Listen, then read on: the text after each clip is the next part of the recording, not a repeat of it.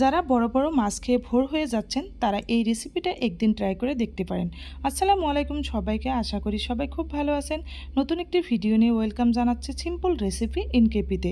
এখানে নিজেদের গাছে লাগানো বেগুন আমি খুব মিহি করে কেটে নিচ্ছি, সাথে দিয়ে দিছি পেঁয়াজ কুচি, লঙ্কা কুচি, শুকনো লঙ্কার গুঁড়া, হলুদ গুঁড়া, ধনিয়া গুঁড়া, জিরা গুঁড়া, লবণ, সর্ষের তেল দিয়ে হাত দিয়ে খুব ভালোভাবে মাখিয়ে নিচ্ছি।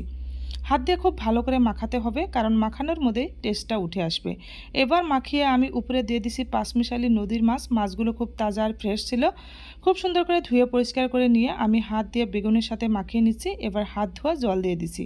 হাত ধোয়া জল দিলে নাকি রান্না খেতে বেশ মজা হয়। এবার উপরে আরও একটুখানি সর্ষের তেল আমি ছড়িয়ে দিচ্ছি, যাতে খেতে আরও একটু ভালো লাগে। রান্নাটা বসিয়ে দিছি, প্রায় হয়ে এসেছে।